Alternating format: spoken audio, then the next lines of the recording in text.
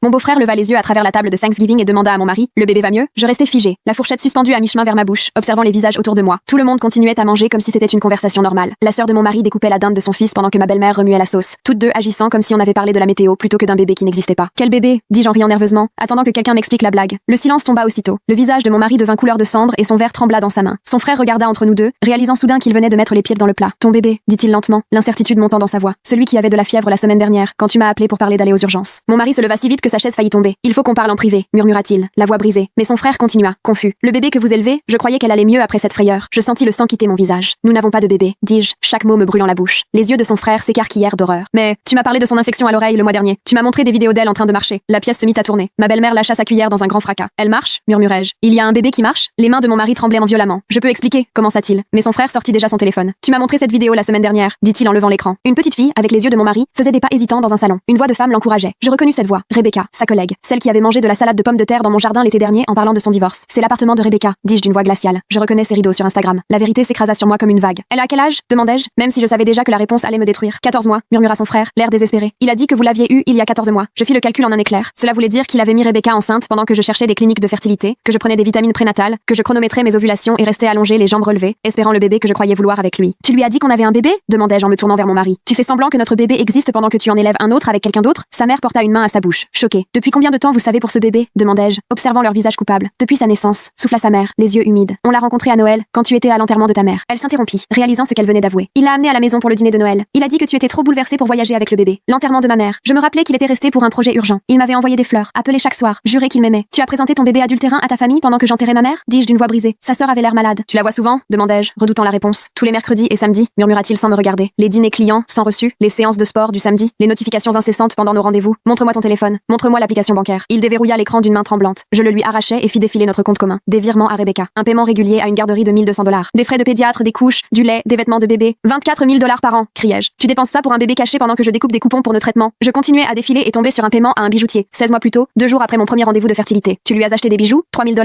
Mais le pire restait à venir. Un paiement du 15 octobre, à une clinique de fertilité. Mon cœur s'arrêta. Elle fait une FIV avec toi? Son visage s'effondra complètement. Pendant que tu me disais qu'on n'avait pas les moyens pour moi, tu me tenais la main pendant que le médecin expliquait les plans de paiement, et tu payais une autre femme pour avoir d'autres bébés? Dehors, dit son père d'une voix froide. Prends tes affaires et sors de ma maison. J'enlevai mon alliance et la déposai dans mon assiette intacte. En me levant, la voix de sa mère brisa le silence. Pas toi, ma chérie. Reste ici autant que tu veux. Je secouai la tête. Ma sœur m'attend. En quittant la maison, j'entendis sa dernière phrase. J'espère que les bébés de Rebecca valaient la peine de tout perdre. La crèche de mon fils vient de publier une vidéo qui montre leur méthode de gestion avec les enfants difficiles. Je suis installée à mon bureau, mâchonnant tristement une salade sans goût, quand mon portable vibre. Un message d'une autre maman dont l'enfant est dans la même crèche que mon fils de 3 ans. Tu dois voir ça tout de suite, écrit-elle, joignant un lien vers une vidéo. Je clique, pensant tomber sur un spectacle mignon, mais ce que je découvre me fait lâcher ma fourchette sur le clavier. Sur l'écran, la directrice de la classe de mon fils expose fièrement leur technique soi-disant innovantes pour calmer, selon elle, les enfants à problème. Elle enroule un petit dans une couverture, bras coincés le long du corps, puis ajoute une bande de tissu autour de la tête, cachant la bouche et les yeux, laissant seulement le nez dégagé. Ça les aide à se détendre, lance-t-elle, tout sourire, à la caméra, alors que le gamin bouge faiblement, incapable de se libérer. Mon cœur s'arrête net. Je reconnais le panneau d'affichage derrière elle, la classe de mon fils, celle à la bordure de dinosaures que j'avais accrochée le mois dernier. La caméra tourne, et soudain, je le vois, mon petit, mon fils, emmailloté si serré qu'il ne peut plus bouger, du tissu autour du visage, appuyé contre le mur comme on poserait une valise oubliée. Je serre les poings à m'en faire blanchir les jointures. J'ai du mal à attraper mes clés. Je prends la voiture, fonce comme une folle, grille les feux orange. Tout mon corps est traversé d'une colère et d'une terreur glacée. À peine garé en trombe devant la crèche, je surgis dans le hall, poussant la porte si fort qu'elle claque contre le mur. L'hôtesse d'accueil me dévisage d'un sourire crispé. Ah, vous êtes en avance pour récupérer votre enfant? Je veux voir mon fils, tout de suite. Je ne reconnais même pas ma propre voix. Elle fronce les sourcils, tape sur son ordinateur. Les sorties ne commencent qu'à 17h30 et il est seulement 14h15. Je me retiens de lui sauter à la gorge. Je me moque de votre planning. Allez me chercher mon fils maintenant. Elle se lève et me bloque le passage vers le couloir. Désolée, mais il est formellement interdit de déranger la sieste. Enfin, la sieste? Mon fils est ligoté et bâillonné là-dedans. J'essaie de passer. Elle m'attrape le bras. Madame, calme-vous, sinon je vais devoir vous demander de partir. Je me dégage, hors de moi. Ramenez-moi mon fils ou j'y vais moi-même. Elle saisit le téléphone. J'appelle la police. Vous êtes en tort ici. Alertée par le raffut, la directrice rapplique, le même sourire insupportable que sur la vidéo. Il se passe quoi ici? Vous avez emballé mon fils comme une momie. Elle me regarde comme si j'étais folle. C'est une méthode reconnue, très efficace. Les enfants adorent. Les enfants adorent. Je bascule dans la rage. Montrez-moi mon fils. Immédiatement. Désolée, pas avant l'heure prévue. Ce sont les règles. D'autres membres de l'équipe apparaissent, formant un mur entre moi et le couloir. Ils pensent vraiment pouvoir m'arrêter? Je feinte à gauche, pars à droite, bouscule la directrice qui hurle comme si je l'avais frappée. Je traverse les salles de classe, affolée. Dans la première, des enfants jouent sagement. Dans la seconde, des bébés dorment. J'arrive à la dernière porte, je la pousse. L'odeur m'assaille d'abord, urine et angoisse. Je les vois alors, 40 enfants, 40. Tous emmitouflés dans des couvertures, du tissu sur le visage, alignés le long des murs comme des poupées oubliées dans un vieux grenier. Certains pleurent doucement, d'autres se sont souillés, d'autres encore restent inertes, si immobiles que leur respiration semble suspendue. Je tombe à genoux, remonte la rangée en écartant les tissus, cherchant désespérément désespérément le t-shirt à dinosaure de mon fils, défaisant les couvertures à toute vitesse. Je le retrouve dans un coin, minuscule, inanimé. J'arrache le tissu qui lui couvre le visage. Il halète, le regard perdu, vitreux. Je l'extirpe en sanglotant. Ses bras sont violacés, la circulation coupée par la couverture, et il ne répond même pas à ma voix. Des sirènes retentissent dehors. La pièce se remplit de policiers. D'autres parents déboulent en trombe, alertés eux aussi par la vidéo. Un père aperçoit sa fille entravée. Son cri déchire la pièce. Pendant ce temps, la directrice fidèle à elle-même répète: c'est la seule façon de gérer les enfants difficiles. Ils ont besoin d'ordre. Vous aviez signé les autorisations. Vous vouliez des enfants sages. Voilà comment on s'y prend. Une mère défait en hurlant ses jumeaux, promettant de porter plainte. Les parents bousculent le personnel. Les policiers tentent d'imposer le calme. Même menottée, la directrice s'évertue à clamer que tout est légal, que les parents étaient d'accord. Je fuis déjà, mon fils inerte dans les bras, son souffle court et rauque. Je ne m'arrête pour rien, ni pour les policiers qui réclament mon témoignage, ni pour les parents qui interrompent leur chagrin. Le trajet jusqu'aux urgences ne dure que 3 minutes, mais il me semble interminable.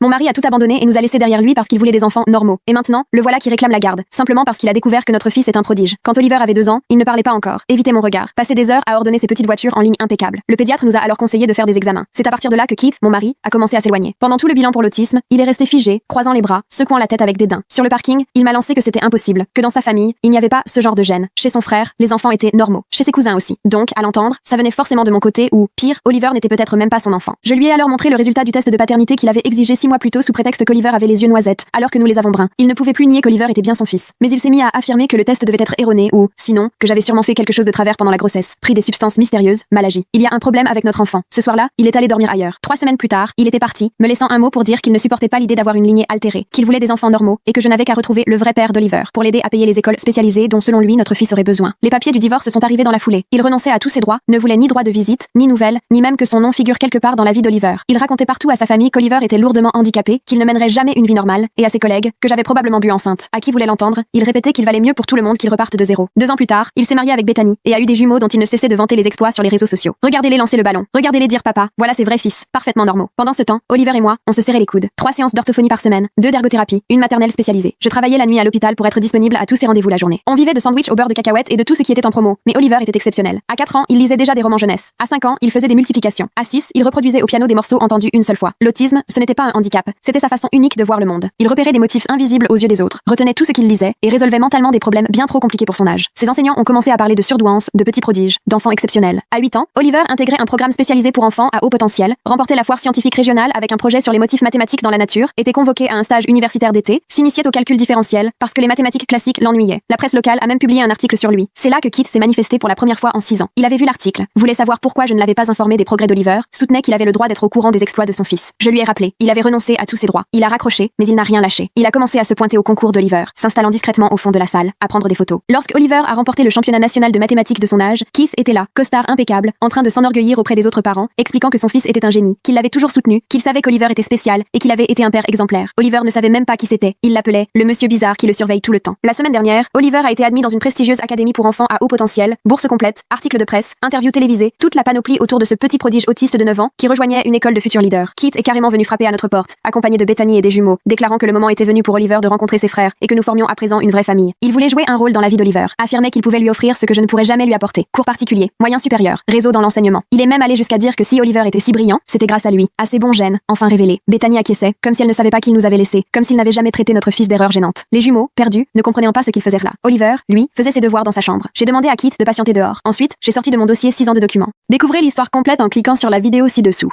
Ma sœur s'imagine qu'elle peut disposer de ma propriété comme bon lui semble, sous prétexte que ce serait la maison de famille. Eh bien, désormais, c'est non, même pas pour son propre mariage. Quand j'avais 14 ans, ma mère m'a expédié chez mes grands-parents, soi-disant parce qu'ils avaient besoin d'un coup de main, alors qu'en réalité, c'était juste pour ne pas avoir à gérer un ado en pleine crise. Mes grands-parents avaient une superbe maison à la montagne, une vue incroyable, des chevaux, des animaux, bref, ils vivaient confortablement. Ils sont partis tous les deux, à 1 mois d'intervalle, il y a 4 ans. La maison m'est revenue, tandis que ma mère et mes sœurs ont hérité d'argent et d'autres biens, qui valaient d'ailleurs plus que la propriété. Depuis, j'ai transformé une partie du domaine en lieu de réception très prisé, notamment pour les mariages. On affiche complet 8 mois à l'avance. Il y a 1 an et demi, ma sœur a annoncé ses fiançailles et décrété qu'elle ferait la fête ici. J'étais d'accord, à condition qu'elle me donne la date rapidement pour que je puisse bloquer le créneau. Je n'ai jamais eu la moindre info, malgré mes relances. Elle m'a constamment esquivé. Et puis, il y a 2 semaines, je reçois le faire-part avec la date et le lieu déjà imprimé. Septembre, chez moi. J'ai aussitôt appelé pour lui dire que la date était déjà prise et qu'il était impossible de l'accueillir. Depuis, c'est harcèlement non-stop. Ma mère, la famille de son fiancé, des proches, tout le monde s'y met, appels à répétition, avis négatifs sur mon établissement, la totale. J'ai bien essayé de calmer le jeu, de leur expliquer qu'il suffisait de m'informer pour que je m'organise, mais rien à faire. Ma sœur est partie dans une colère noire, m'accusant de ruiner son mariage. C'est la maison familiale. Elle avait déjà envoyé envoyé les invitations. Impossible pour elle de faire machine arrière. Elle voulait carrément que je vire les autres mariés pour lui laisser la place. Parce que la famille passe avant tout. Après une dernière dispute épuisante, j'ai décidé que dorénavant, toutes les discussions se feraient par voie officielle, via la ligne pro ou l'email de l'entreprise, histoire qu'il y ait une trace. J'ai proposé 3 autres dates proches. Aucune ne lui convenait. 3 semaines plus tard, toujours rien, alors j'ai confirmé la réservation pour l'autre couple. Je les ai invités à dîner, on a bien discuté, je leur ai tout expliqué et assuré qu'ils n'auraient pas de mauvaises surprises le jour J. J'ai même renforcé la sécurité, demandé la liste des invités et désigné un contact principal en cas de problème, avec une petite réduction au besoin. Ils ont compris la situation et accepté les conditions. Entre-temps, mon avocate a envoyé des mises en demeure à ma sœur, à ma mère, à leurs amis et à quiconque s'amusait à descendre ma société sur internet. Ça les a calmés net. Elle m'a d'ailleurs recommandé de ne plus rien partager de personnel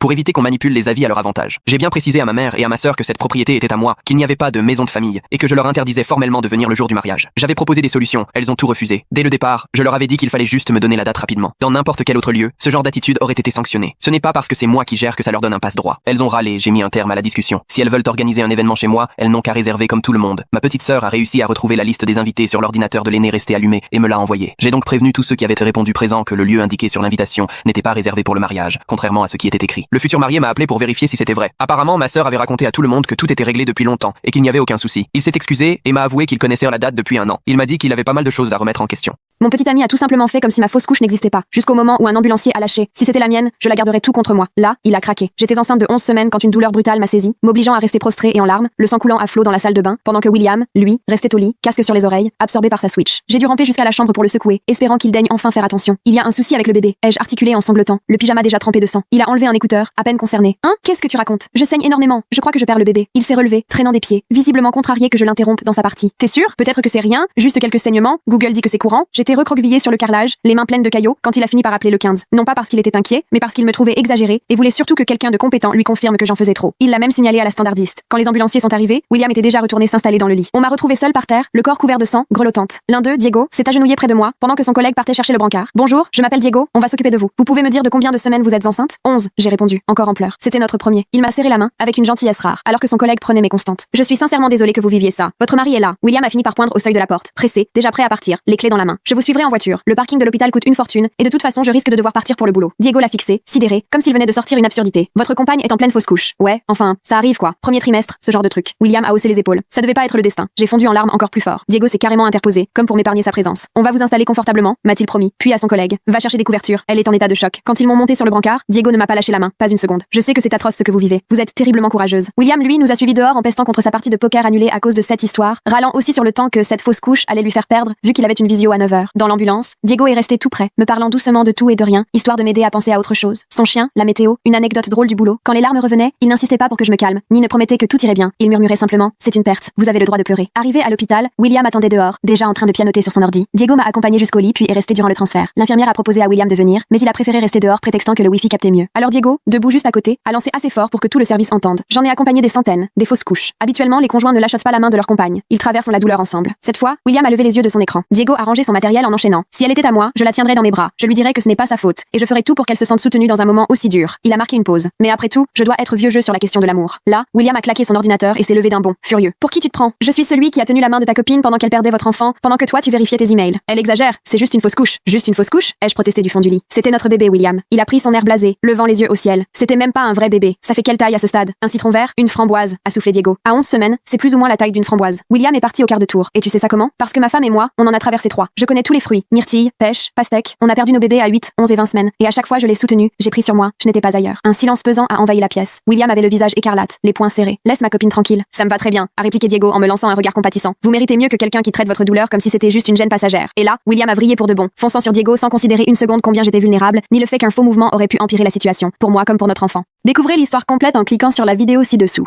À quel moment ai-je cessé de faire confiance à mon prof? J'étais en cours d'histoire avec Madame Brown quand le message du confinement a retenti dans les haut-parleurs. Confinement, confinement, ceci n'est pas un exercice. On avait déjà fait ce genre de simulation des dizaines de fois depuis la maternelle. Éteindre les lumières, se planquer dans un coin, ne pas faire de bruit. Rien de plus simple. Tout le monde s'est mis à bouger machinalement. Mais Madame Brown s'est postée devant nous, avec ce regard sévère qu'elle sort chaque fois que quelqu'un ose défier son autorité. Retournez à vos places, immédiatement. Sa voix ne laissait aucune place à la discussion. Je n'ai autorisé aucun exercice aujourd'hui. J'ai levé la main, réflexe. Mais madame, on est censé... Les seules consignes que vous suivez, ce sont les miennes. Vous restez assis, ou vous aurez tous 0 à vous exposer. Elle a enchaîné son speech habituel. J'enseigne depuis 25 ans. Le couplet sur le respect et sur sa génération qui n'avait pas besoin d'être maternée. Voilà le truc avec Madame Brown. Elle était ultra stricte sur des détails absurdes, mais elle bâclait complètement l'essentiel. Absence pour 30 secondes de retard, mais elle filait des A à tout le monde sur des copies qu'elle n'avait même pas lues. Une fois, j'ai glissé un paragraphe entier sur Bob l'éponge dans ma dissertation, juste pour voir. J'ai eu 18. Alors la plupart d'entre nous se sont rassis. Personne ne voulait flinguer sa moyenne pour un exercice de plus en apparence. Mais l'annonce a repris, code rouge. Ceci est un code rouge. Tout le personnel et les élèves doivent appliquer immédiatement les procédures de confinement. Ça n'arrive jamais en exercice. Ils ne répètent jamais 2 fois. Là, j'ai commencé à sentir mon estomac se nouer, comme avant un contrôle surprise, mais en pire. Je lançais des regards inquiets vers la porte. Le couloir était encore allumé, néon à fond. D'habitude, pour les exercices, les profs éteignent tout direct. Et soudain, je l'ai entendu. Pop, pop, pop, comme des pétards, mais en pas drôle. Tous les téléphones ont vibré d'un coup. J'ai sorti discrètement le mien sous la table. Mon pote Tyler était en chimie, 2 couloirs plus loin. Son message m'a glacé. Planqué dans le placard à fourniture, il y a quelqu'un avec une arme. T'es où? D'autres messages arrivaient en rafale. Derrière le classeur dans le bureau principal. Sous le bureau de Monsieur Garcia. J'ai montré mon écran à Madame Brown. Mon copain dit qu'il y a quelqu'un avec une. Je vois où tu veux en venir. Tu crois vraiment pouvoir monter un canular pour me faire virer? Me ridiculiser? Les bruits de tir se rapprochaient, de plus en plus fort. Quelqu'un a hurlé dans le couloir. Ce n'était pas un cri pour rigoler, ni pour jouer. C'est sûrement la classe de théâtre qui répète, a tenté Madame Brown. Mais même elle n'y croyait plus. Je voyais la salle de Monsieur Peterson, en face. Tout était éteint, aucun mouvement, juste du noir là où il devrait y avoir 20 élèves. Mes mains tremblaient à en faire tomber mon téléphone. Anderson ne veut pas qu'on se cache. On est toujours à nos places. Tyler, sérieux? Mets-toi à l'abri tout de suite. Ben, le gentil Ben, a tenté le coup à son tour. Madame, s'il vous plaît, ça a l'air grave. Les sentiments, ce ne sont pas des faits. Ben, assieds-toi. Dans le couloir, on entendait des pas, beaucoup de pas, tous dans le même sens. Fuir quelque chose, ou quelqu'un. Les haut-parleurs se sont remis à grésiller, puis coupés en plein mot. C'est là qu'on a entendu les détonations. Ce n'était plus des pop. Bang, bang, bang. Comme si on claquait rageusement une porte en métal, mais en 1000 fois plus sec, plus fort, plus vrai. Je me suis levée d'un bond. Il faut se cacher maintenant. Assieds-toi, ou tu es exclu. Madame Brown s'est interposée devant l'interrupteur. Je ne vais pas perdre mon boulot parce que vous jouez au héros. Là, quelque chose s'est cassé en moi. Je m'en fiche. J'ai foncé vers la lumière et à ce moment-là, tout le monde a paniqué. La moitié de la classe s'est précipitée dans le coin sécurisé, l'autre moitié restait tétanisée à son bureau, déchirée entre une vie entière d'obéissance et cette alarme intérieure qui hurlait au danger. Madame Brown a essayé de m'attraper par le bras, mais je me suis dégagée. Elle criait sur le manque de respect, sur les conséquences. Vous êtes tous hystériques. Cette parano, c'est exactement ce que les réseaux sociaux vous font. De la peur inventée. Mais plus personne ne l'écoutait. On a poussé les tables pour bloquer la porte, ça raclait partout. Quelqu'un pleurait, un autre murmurait une prière. Ceux qui étaient restés figés ont fini par nous rejoindre. On s'est entassé à 23 ados pour tenter de disparaître. Sauf Madame Brown. Elle est restée campée à son bureau, bras croisés, fulminant de colère. La poignée de la porte s'est mise à trembler. Plus un souffle. Elle a tourné, fermé. Dieu merci, c'était fermé. Une ombre est passée sous la porte. Silence. On percevait une respiration de l'autre côté. Ou alors c'était juste mon cœur qui cognait dans mes oreilles. Des pas qui s'éloignaient. Ces 10 secondes ont été les plus longues de ma vie. L'équipe du raid nous a retrouvés 40 minutes plus tard. Madame Brown, elle, continuait de marmonner qu'on avait exagéré pour un simple exercice. Et une semaine plus tard, la vérité est tombée. C'est là qu'on a appris qui était le tireur. Découvrez l'histoire complète en cliquant sur la vidéo ci-dessous.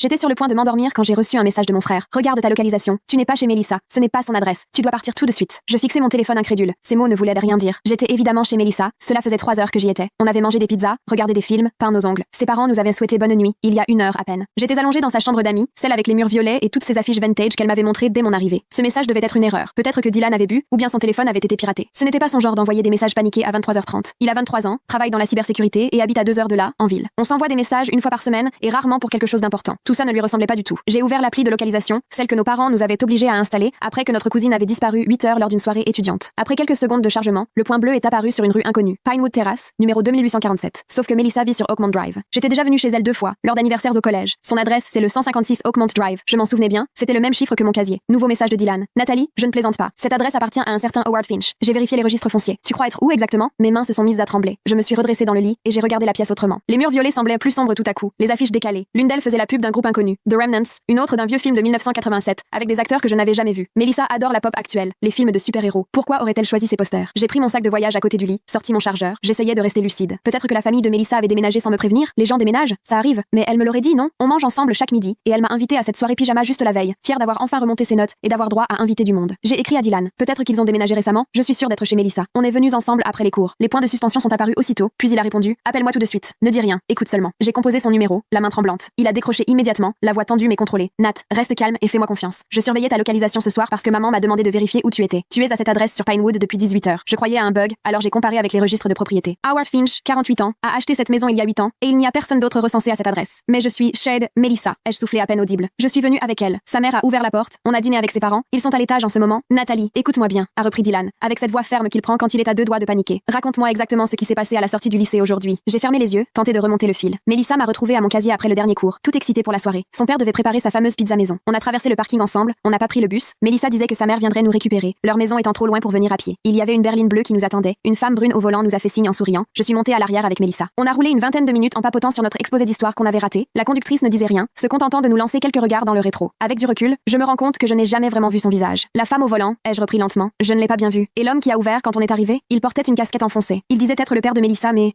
tu n'as jamais vraiment vérifié que c'était ses parents, a conclu Dylan. Nat, où est Melissa maintenant? Je me suis levée, les jambes tremblantes. tremblante. Elle est descendue chercher de l'eau il y a 10 minutes. Elle a dit qu'elle revenait tout de suite. Un long silence, puis Dylan a repris. Grave, regarde autour de toi. Décris-moi ce que tu vois. J'ai fait lentement pivoter mon regard dans la pièce. Sur le lit, une couette à fleurs, trop sophistiquée pour une ado. La commode couverte de poussière, comme si elle n'avait pas servi depuis des lustres. La porte du placard à moitié ouverte, révélant un espace vide. Aucun vêtement, aucune chaussure. J'ai senti un froid me traverser. Sur la table de chevet, un cadre photo. Découvrez l'histoire complète en cliquant sur la vidéo ci-dessous. Pendant des années, je me suis tue. Puis un jour, j'ai réussi à souffler quelques mots. Riley, elle, parlait pour nous deux, comme si c'était la chose la plus naturelle du monde. Elle a toujours fait ça. Beaucoup pensent que c'est ce contraste qui nous a rapprochés. Moi, discrète, elle, solaire, comme si elle avait besoin d'une amie qui n'essaierait pas de rivaliser avec son exubérance. Mais je suis persuadée que Riley avait juste décelé en moi quelqu'un qui avait besoin d'être un peu protégé. J'ai un mutisme sélectif. Ce n'est pas de la simple timidité. Encore moins une histoire de nervosité. C'est comme si ma voix m'était confisquée, alors que les mots tournent dans ma tête et refusent de sortir quand il le faudrait le plus. À l'école, les professeurs finissèrent par baisser les bras et, au bout de quelques jours, cessèrent de m'interroger, laissant leur déception peser dans le silence de la classe. Les élèves, eux, me demandèrent pourquoi je ne parlais jamais, puis éclatèrent de rire avant même que j'entreprenne de répondre. Certains me trouvaient impoli, d'autres me prenaient pour une idiote. Riley, elle, n'a jamais posé la question. Un jour, en CE2, elle a simplement tiré une chaise à côté de la mienne et a lancé « Salut, moi c'est Riley. Tu n'as pas besoin de parler. Je parlerai bien assez pour nous deux. » Et elle le pensait vraiment. Quand j'étais la dernière choisie en sport, elle affirmait que c'était parce que j'étais une super-héroïne incognito qui cachait ses pouvoirs. Quand on se moquait de mon silence, elle fixait les autres et lançait « Vous êtes jaloux, c'est tout, parce qu'elle ne gaspille pas ses mots pour vous. » Elle me défendait sans jamais que cela ressemble à de la pitié, juste une belle évidence d'amitié et de protection. Ce genre d'amitié bruyante, chaleureuse, inébranlable. On partageait tout, surtout notre passion pour Miraculous Ladybug. On enchaînait les épisodes en boucle et elle me répétait que je lui faisais penser à Marinette, pas pour le côté double vie ou la confiance, mais parce qu'elle me trouvait bien plus courageuse que j'en avais l'air. Chaque fois que je me sentais insignifiante, elle glissait à l'oreille « Tu es Ladybug, tu ne le sais juste pas encore. » Mais moi, je voulais lui dire quelque chose en retour, quelque chose de vrai, quelque chose qu'elle n'oublierait jamais. Alors, pour ses 15 ans, j'ai décidé de lui fabriquer un cadeau de mes propres mains. Je n'en ai soufflé mot à personne. Je bricolais la nuit, après les devoirs, quand tout le monde dormait et que je pouvais être simplement moi. J'ai recréé la célèbre boîte à bijoux rouge et noir de la série, celle qui cache le Miraculous. J'ai étudié des références, peint les détails avec minutie, sculpté chaque tiroir pour qu'il ressemble à ceux qui renferment les pouvoirs magiques. Mais au lieu de breloques, j'y ai glissé des souvenirs à nous. Une minuscule photo de nous deux en 6e, pliée en cœur, une version miniature du foulard qu'elle m'avait offert le jour où j'avais perdu le mien, et un tout petit mot rouge où j'avais écrit « Tes pouvoirs, c'est ta loyauté, ton rire, et d'être la plus belle personne que je connaisse ». Le dernier tiroir cachait un collier Ladybug, acheté avec des mois d'économie, et scotché dessous, un message plié « Ouvre avec moi ». Cette nuit-là, j'ai à peine fermé l'œil. À la fête, j'avais les mains moites, j'attendais que tout le monde parte pour qu'il ne reste plus que nous deux, assises en tailleur sur son tapis, comme d'habitude. Sans un mot, je lui ai tendu la boîte. Elle l'a prise, ébahie, et a murmuré « C'est pas vrai, tu as vraiment fait ça ?» Du bout des doigts, elle caressait chaque détail, comme pour s'assurer qu'elle ne rêvait pas. Elle a ouvert les tiroirs un à un, les larmes lui montant aux yeux, puis elle a trouvé le collier, lu le mot, et a soufflé tout bas « Ouvre avec moi ». J'ai hoché la tête, attrapé le bijou, les détaché, mes mains tremblaient. Ma gorge était nouée, j'avais l'estomac en vrac, mais cette fois, je n'ai pas fui. J'ai murmuré, à peine audible, merci de ne jamais m'avoir brusqué. Riley s'est figée, les mains sur la bouche, les yeux écarquillés puis embués de larmes. Tu as parlé, a-t-elle soufflé, la voix brisée. Tu as parlé, pour moi. J'ai de nouveau hoché la tête, un petit rire mêlé à mes larmes. Elle m'a serré si fort dans ses bras que j'en avais le souffle coupé. Tu es Ladybug, a-t-elle murmuré dans mes cheveux. J'ai pleuré, pas de peur, mais parce que je me sentais enfin libre. Riley continue de parler assez pour nous deux, mais désormais, il m'arrive aussi de prendre la parole, et quand ça arrive, c'est toujours pour elle. Ma voisine exige qu'on règle les frais médicaux de son fils, alors qu'on leur a pourtant répété plusieurs fois d'empêcher leurs enfants de jouer chez nous. Donc plutôt que de céder, c'est moi qui les poursuis pour violation de domicile. Nous avons acheté la maison l'an dernier et dès les premières visites, on a trouvé les lieux étranges. Des vélos abandonnés sur l'allée, des jouets partout, et le jardin latéral, c'était carrément le chantier, des trous creusés dans tous les sens. On s'est dit que les anciens proprios devaient avoir une ribambelle de gamins. Juste avant la signature, en repassant voir la maison, on tombe sur 3 gamins qui dessinent à la craie sur notre allée et font de la trottinette. On s'est présenté, on a demandé où ils vivaient, ils ont pointé la maison voisine. Après la visite, ma femme et moi allons nous présenter aux parents et leur expliquons qu'on emménage bientôt, que ce sera dangereux avec les camions de déménagement d'avoir les enfants dans nos pattes. Les parents hochent la tête, ont l'air de comprendre et promettent de garder les enfants chez eux. Tout se passe bien le jour du déménagement, nickel. Les enfants restent à distance, parfait. Mais il n'aura pas fallu une semaine pour voir réapparaître des jouets dans le jardin. Tous les soirs, en rentrant du boulot, on retrouve des vélos sur notre pelouse et de nouveaux trous partout. On va gentiment leur demander de faire le nécessaire, de ramasser les jouets et de stopper les fouilles archéologiques. La mère éclate de rire et nous lance que les anciens proprios laissaient toujours leurs enfants creuser pour trouver des fossiles. Je lui rappelle que la maison est à nous maintenant et que ce n'est plus envisageable. On préfère que les enfants ne traînent plus chez nous. Elle nous regarde comme si on était maniaques, mais finit par accepter. 2 semaines passent, rebelote, les vélos de retour. Nos caméras montrent les enfants installés sur notre allée. Pirouettes, fresques à la craie, tout le tralala. Cette fois, on ne tourne pas autour du pot. Plus d'enfants sur notre allée, ni dans le jardin, ni pour colorier. La voisine souffle théâtralement, réplique, les anciens proprios n'y voyaient pas de problème. Je lui réponds, nous ne sommes pas eux, la maison est à nous. Ma femme propose d'officialiser la chose par écrit, donc on leur envoie un recommandé, bien clair. Interdiction totale pour les enfants d'accéder à notre propriété. L'accusé de réception en main, on est tranquille, on a une preuve béton. 3 semaines de tranquillité, puis, dimanche dernier, alors que je bricole au garage, je sors le pick-up pour avoir plus de place. Après 20 minutes, j'entends les gosses rigoler. Je sors et en vois 2 qui font du vélo sur notre allée. Je leur dis, les gars, ici c'est interdit pour le vélo, rentrez chez vous, merci. Ils me regardent, font la tête et repartent mollement. Premier round. 5 minutes après, rebelote. Et là, un cri. Je lâche tout et sors en courant. Un des enfants vient de rentrer en plein dans le flanc de mon pick-up, la roue du vélo pliée, lui par terre en pleurs. Pas le temps de souffler que la mère déboule de chez elle en hurlant, m'accuse violemment d'avoir blessé ses enfants, d'être un monstre parce que je gare ma voiture chez moi. L'autre enfant, au moins, a eu l'honnêteté de dire tout de suite à sa mère la vérité. Son frère a foncé tout seul dans la voiture sans regarder. Inutile, la mère refuse d'écouter quoi que ce soit. Ma femme sort à son tour pour comprendre ce qu'il se passe, et la voisine part complètement en vrille, s'approche de ma femme et balance, vous allez le payer, vous regretterez ce que vous avez fait. On tente de rappeler que leur fils n'aurait même pas dû être là, rien n'y fait, elle traîne ses mômes chez elle. Vers 20h, le père sonne à la porte, plus calme mais résolu. Il exige qu'on paie les soins. Leur fils a le poignet fracturé et des points au menton. Je refuse, rappelant qu'on avait expressément demandé à ce que les enfants ne viennent pas chez nous à plusieurs reprises. Il s'en fout. Pour lui, le simple fait de se garer dans notre allée a créé le danger. Le lendemain, on revoit toutes les images des caméras. On m'entend clairement demander aux enfants de partir. L'accident lui-même n'est pas filmé, mais on capte bien le bruit du choc et surtout le frère qui explique franchement à sa mère ce qu'il s'est passé. On transfère le tout à notre assurance en y joignant la lettre recommandée, les vidéos et un historique bien précis de toutes nos discussions. L'assureur est formel. Si les voisins portent plainte, il défendra notre dossier bec et ongles et nous conseille même de déposer plainte à la police. On file donc au commissariat l'après-midi même. Le policier examine les preuves, confirme que notre dossier est solide. On est en droit de parler de harcèlement et de violation de propriété. Il pense aussi que les voisins cherchent juste à nous faire peur pour qu'on paie. Hier, on contacte un avocat. Après avoir analysé l'affaire, il nous dit qu'on a tout intérêt à prendre les devants. Au lieu d'attendre une plainte, c'est nous qui déposons plainte pour violation de domicile, harcèlement et dégradation à cause des trous creusés partout dans le jardin. Ce matin, nos voisins ont reçu l'assignation. Ils voulaient qu'on paie pour un accident qui s'est produit chez nous alors qu'on leur avait interdit l'accès à 4 reprises. Désormais, c'est eux qui devront régler les honoraires d'avocat et j'exige le remboursement du moindre euro que toute cette histoire nous aura coûté. J'ai découvert quelque chose sur l'ordinateur portable de ma femme que je n'aurais jamais dû voir. Quand j'en ai parlé à sa mère, elle m'a dit d'appeler la police sur le champ à propos de sa propre fille. Ma femme, Courtney, était hôtesse de l'air depuis 8 ans. Au début de notre relation, je trouvais ça plutôt romantique. Elle me ramenait toujours un petit souvenir de ses escales, un porte-clés de Miami, du café de Seattle, des bricoles qui me touchaient et me montraient qu'elle pensait à moi. Je m'étais fait à ses absences de 3, parfois 4 jours chaque semaine. Elle m'envoyait quelques messages entre 2 avions, un FaceTime rapide avant de dormir, puis elle rentrait épuisée mais souriante. On avait notre routine, ça fonctionnait bien, j'avais une totale confiance en elle. Mais il y a environ 6 mois, j'ai senti que quelque chose clochait. Ses messages sont devenus brefs, il n'y avait plus d'appel vidéo. À son retour, elle filait directement se coucher, même pas un câlin. Quand je lui demandais comment s'étaient repassés ses voyages, elle me répondait sèchement du bout des lèvres. J'ai d'abord pensé qu'elle était juste crevée. Et puis, il y a eu cette histoire d'ordinateur. Courtney laissait toujours son ordi posé sur le bureau du salon. Soudain, elle n'a plus voulu le lâcher. Elle l'emmenait partout avec elle, y compris aux toilettes et parfois même, elle le laissait enfermer toute la nuit dans sa voiture. Mardi dernier, elle est partie à la hâte pour une rotation de 3 jours à Seattle. Elle m'a embrassé sur la joue, le premier baiser depuis des semaines, avant de disparaître. 10 minutes après son départ, l'ordinateur était là, posé sur le comptoir, allumé. Je me suis retenu de fouiller. J'ai fait un café et j'ai rangé la cuisine. 4 heures à me convaincre de ne pas céder puis j'ai craqué. J'ai tiré l'ordi vers moi. Pas de mot de passe, l'appli photo grande ouverte. Je pensais tomber sur les souvenirs de ces voyages, mais non. Il y avait des centaines de photos de notre maison, le salon sous tous les angles, des gros plans de la télé, de mes montres, des appareils électroménagers, toutes prises ces 3 derniers mois. Mes mains se sont mises à trembler. J'ai ouvert son dossier document. Il y avait un fichier titré Inventaire, où chaque objet de valeur que l'on possédait était listé. Ma Rolex, héritée de mon père, estimée à 8 000 €, la télé de 190 cm, 1 200 €, la collection de pièces de mon père, 30 ans de passion, 15 000 €. À côté, il y avait des dates et des prix de vente indiqués pour chaque chose. J'avais la nausée, mais impossible de m'arrêter. Un autre dossier, intitulé Nouveau logement, contenait des photos d'un appartement moderne en centre-ville, baie vitrée et tout le reste. Il y avait aussi des contrats de location signés à son nom, des relevés bancaires prouvant des virements massifs depuis notre compte commun, 20 000 € envolés, l'argent que je croyais destiné à l'achat de notre maison. Puis je suis tombé sur un dossier message. Là, des échanges avec un certain Aaron, remontant sur 6 mois. D'abord des textos flous, ensuite des plans précis, puis des photos d'elle dans cet appartement, dans son lit. Le pire, c'était ce message qui datait d'il y a 2 semaines. Courtney avait écrit « Il part en week-end pêche avec son frère le mois prochain. C'est à ce moment-là qu'on fait tout. On aura 3 jours pour vider la maison. Il rentrera et il ne lui restera rien. Divorce à la clé. » Aaron avait répondu « Et la collection de pièces de son père? Elle? J'ai déjà trouvé un acheteur. Rien qu'avec ça, on est tranquille pour 6 mois de loyer. J'avais la gorge nouée. Et là, un autre détail m'est apparu. Courtney n'avait pas exercé comme hôtesse de l'air depuis 6 mois. Elle avait démissionné. Tous ces soi-disant voyages n'étaient en réalité que des séjours chez Aaron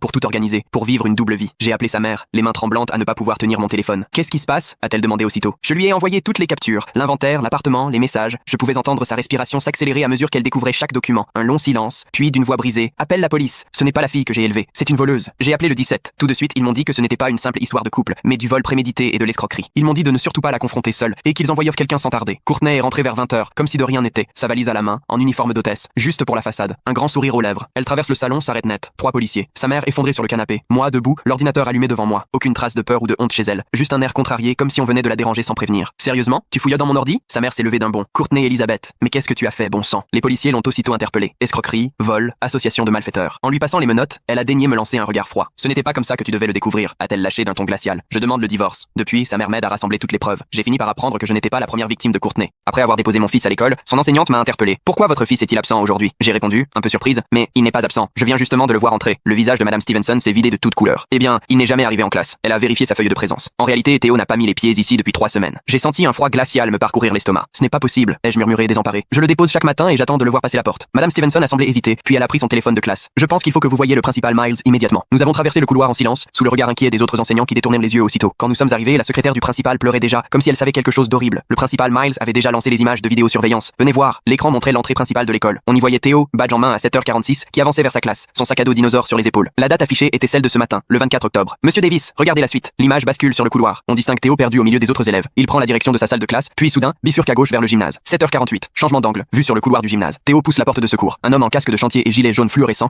attend de l'autre côté. Théo monte dans un pick-up blanc et le véhicule démarre. 7h49. C'est ce qui se passe chaque matin depuis 3 semaines. La voix de Miles tremblait. On croyait que tout était en ordre. Cet homme s'est présenté comme l'oncle de Théo. Il affirmait venir le chercher pour des rendez-vous médico-familiaux. Il m'a tendu un dossier où s'empilaient des autorisations, toutes faussement signées de ma main. J'ai essayé essayé de vous joindre, mais le numéro dans le dossier ne répond pas. À ce moment, Madame Stevenson a pris la parole. Monsieur Davis, il y a autre chose. Les services sociaux passeront chez vous à 11 heures. Ils ont reçu un signalement pour défaut d'assiduité. Si nous ne pouvons justifier les absences de Théo, vous risquez de perdre sa garde. Mes mains tremblaient alors que je retrouvais le téléphone de Théo au fond de ma poche. Il l'avait oublié dans la voiture ce matin. L'écran s'est illuminé, saturé de notifications. 47 messages non lus, tous signés Oncle Mike. J'ai eu un frisson glacé. Oncle Mike, c'était l'oncle du beau-père de Théo. J'ai ouvert les messages. Ne dis rien à ton père. Tu sais ce qui t'arrivera si tu parles. Et le dernier, envoyé à 7h30. Si tu ne viens pas aujourd'hui, tu ne reverras jamais ta mère. J'ai sauté sur mon téléphone pour appeler mon ex-femme. Messagerie directe. J'ai essayé Derek, le beau-père. Pas de réponse. Il était déjà 9h15, moins de 2 heures avant l'arrivée des services sociaux. Où avait-il emmené Théo? J'ai filé chez Derek. Le propriétaire m'a indiqué qu'il était parti à l'aube. J'ai poursuivi jusqu'au travail de mon ex-femme. Sa patronne m'a informé qu'elle n'avait pas mis les pieds au bureau de la semaine. Tout cela devenait franchement louche. Et là le déclic. Oncle Mike. Je ne savais pas où il habitait, mais il possédait une entreprise de BTP. Je pouvais le retrouver là-bas. Sans hésiter, j'ai foncé à son siège social et j'ai débarqué à l'accueil. Votre équipe travaille où aujourd'hui? La secrétaire a blêmi. Sur la nationale 40, au chantier du pont. J'ai à peine attendu sa réponse que j'étais déjà en route, fonçant sur l'autoroute. 35 minutes plus tard, j'apercevais enfin le chantier, le vacarme des machines, les camions, les bulldozers. Je me suis garé comme j'ai pu, puis j'ai traversé la grille en courant, fouillant les visages, les moindres recoins à la recherche de Mike pour avoir des explications. Et soudain, je l'ai vu. Théo, mon gamin de 11 ans, ployé sous un sac de ciment trop lourd pour lui. Son sac à dos dinosaure balancé dans la boue, des marques rouges sur les épaules. Ce n'est pas tout. Dans sa poche, des boissons énergétiques pourtant strictement interdites aux enfants. Mais pourquoi Mike faisait-il travailler mon fils sur un chantier? Théo! J'ai crié. Il s'est retourné, blême, et a laissé tomber le sac de ciment. Papa, qu'est-ce que tu fais là? Je viens te chercher, mon grand. Je me suis précipité vers lui. Et là, il a prononcé une phrase qui m'a glacé le sang. Je ne peux pas partir, papa. Derek m'a dit que tu serais en colère si je travaillais pas. J'essayais de réaliser ce qui se passait lorsque j'ai entendu des portières claquer. La Honda de mon ex-femme, le pick-up de Derek. Ils arrivaient ensemble, mon ex-femme sur la défensive. Théo a encore 3 heures de travail à faire, a-t-elle lancé, imperturbable. 3 heures de quoi? Ai-je rétorqué, en retenant Théo derrière moi. Du chantier? Vous le faisiez bosser comme un forçat? Ai-je explosé. Mon ex-femme a croisé les bras, fier. Il apprend la vraie vie. Il nous ramène 1800 € par semaine. Plutôt que perdre son temps sur ses maths, Théo fait vivre sa famille. J'en suis resté sans voix. Tu étais au courant? Bien sûr, c'était mon idée. Ce qu'elle n'avait pas compris, c'est que la police arrivait. L'oncle de Derek avait besoin de bras, a-t-elle poursuivi. Et il nous fallait de l'argent pour mon avocat. Pour obtenir la garde de Théo et t'écarter définitivement. Elle m'a lancé une petite tape sur la poitrine, comme pour signifier la victoire. J'ai regardé Théo. Il tremblait, incapable de soutenir le regard de sa mère. Découvrez l'histoire complète en cliquant sur la vidéo ci-dessous.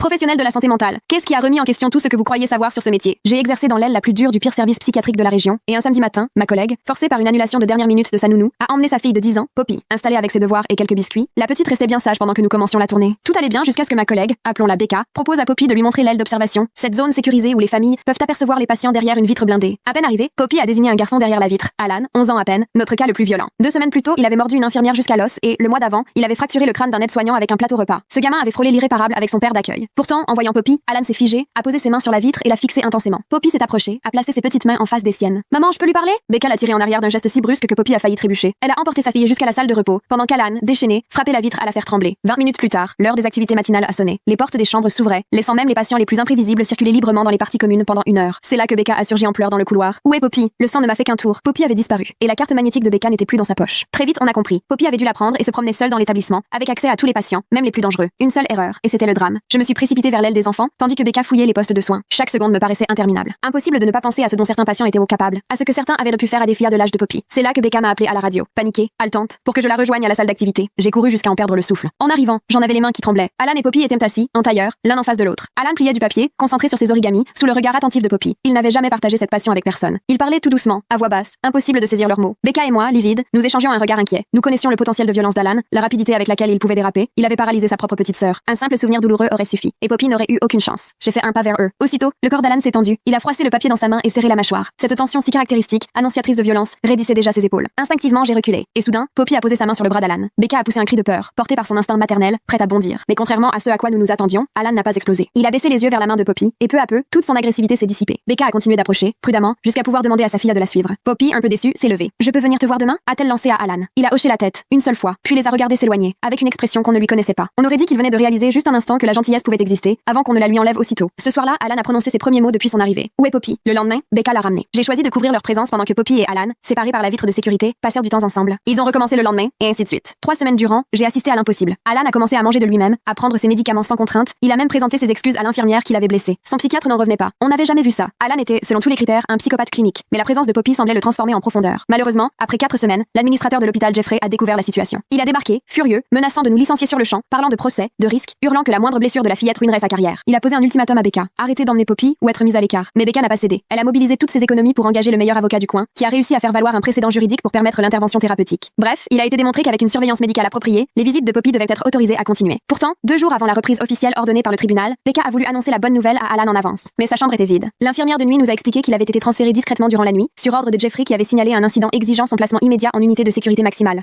Découvrez l'histoire complète en cliquant sur la vidéo ci-dessous. Quel prof a réussi à perdre tout le respect de ses élèves en une seule journée? J'étais en plein examen national d'espagnol quand mon téléphone s'est mis à sonner. C'était l'hospice où ma mère résidait. Votre mère est en train de décliner très vite. Il ne lui reste sans doute qu'une trentaine de minutes, tout au plus. L'hospice était à 20 minutes à pied, 10 si je courais. Madame Wexler n'a même pas levé les yeux de sa tablette. Pas de téléphone pendant les examens officiels, sinon c'est l'échec direct. Non, vous ne comprenez pas. Ma mère est en train de mourir. Votre mère est malade depuis des mois, non? Quel hasard que cela tombe pile le jour du test. Elle m'a arraché mon portable et l'a enfermé dans son tiroir. Je voyais défiler les minutes. 28. Isabella, ma meilleure amie, a accouru vers la prof. Laissez-le partir, je vous en supplie. Madame Wexler s'est plantée devant la porte, impassible comme un vigile. Quiconque l'aide à sortir sera signalé pour triche. À travers les fentes de mon bureau, j'apercevais la lumière du téléphone qui crépitait sous la pluie de messages. Dépêche-toi, il ne reste plus beaucoup de temps. Soudain, la voix du proviseur a grésillé dans l'interphone. Merci de faire venir Archie Smith au bureau. Il y a une urgence familiale. J'ai cru sentir mon cœur bondir dans ma poitrine, mais Madame Wexler s'est avancée jusqu'à l'interphone et a appuyé sur le bouton. Il se trompe à l'hospice. Cette élève passe un examen. Puis elle m'a jeté un regard froid comme la glace. T'inquiète pas, elle s'est sans doute habituée à tes déceptions avec le temps. Cette phrase m'a coupé le souffle. J'ai senti quelque chose se fissurer en moi. La panique est montée. 18 minutes. D'un coup, Anthony, d'ordinaire si discret, s'est levé. Sa mère est la seule adulte à avoir pensé à fêter mon anniversaire.